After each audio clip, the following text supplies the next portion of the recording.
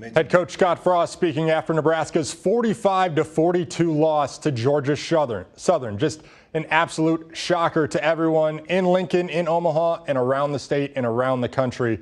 As I mentioned, 45-42, a high-scoring affair. Nebraska had never lost in Memorial Stadium when scoring 35-plus points, but that changed tonight.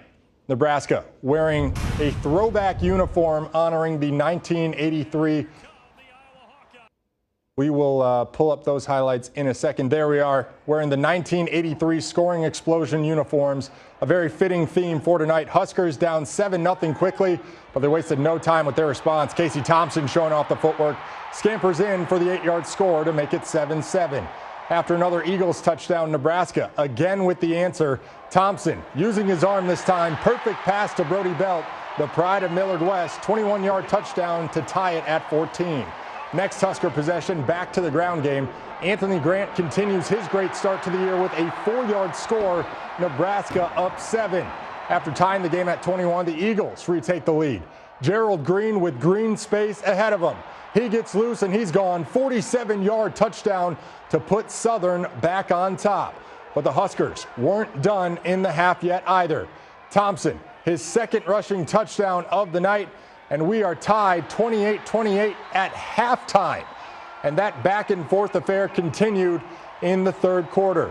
Opening drive, Kyle Van Treese is going to hit number 5, Amari Johnson, for 6. Southern back up 7 after this score. But that just was kind of the way this night was going. No defense being played, and that lead did not last long. Next Husker possession, freshman A.J. Allen finds the end zone for the second straight week. 35 all. Huskers 11-0 under Scott Frost when scoring 35 points in the fourth under 4 to go. Nebraska down 3. It's Thompson, his third rushing touchdown of the night. Huskers back in front, 42-38. Georgia Southern would get one last crack at it. 44 seconds left, second and goal. Van Treese keeps it and scores from 8 yards out. The Eagles take a 3-point lead. But Nebraska and Timmy Bleekrode would get a chance to send it to overtime from 52, and it sails left. Georgia Southern knocks off Nebraska in Memorial Stadium, 45-42. Now, let's go out to Memorial Stadium, where Andy Kendi is live with Sean Callahan. They have post-game reaction from Lincoln. All right, Matt, you mentioned that 214-0 stat when scoring 35 points or more, Nebraska in home games in terms of Memorial Stadium. That record is actually 253 for all home games in games before Memorial Stadium even existed. They have never lost a home game when scoring 35 points or more. That streak comes to an end. Sean Callahan, explain.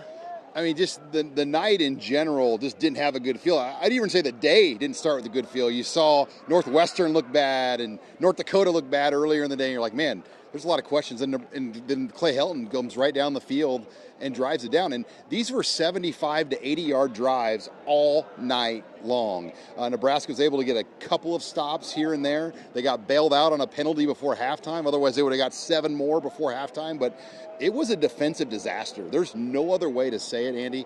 Nebraska's defense to give up that many yards when the offense scored 42 points, that's almost statistically impossible to do. 642 yards they gave up defensively and 45 points. What in the world happened? And I give credit to Kyle Van Treese, but it was too easy.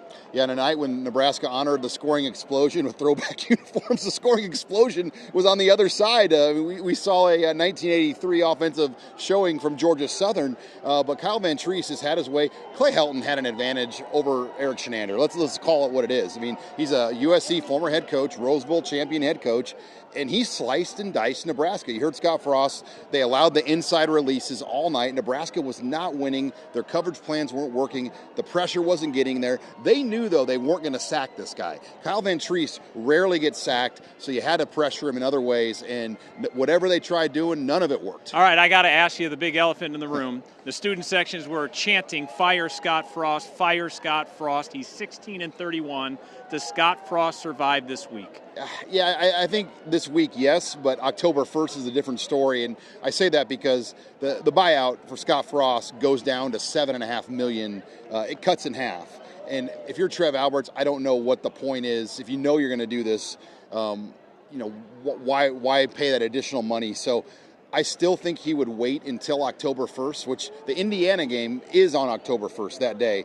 So that will be an interesting period, but you never know. I mean, this is a low point. I mean, this is now Scott Frost's second loss, Andy, to a Sun Belt team, a team that you paid $1.423 million to come in and play you to ideally get a win. And as we know, the Sun Belt today won 3 times. They won at Notre Dame, they won at Texas A&M, and they won in Lincoln, Nebraska in games where they made a lot of money to take a loss. Yeah, Scott Frost now 16-31, 21 of the 31 losses by a touchdown or less. The Huskers 1-2 on the season.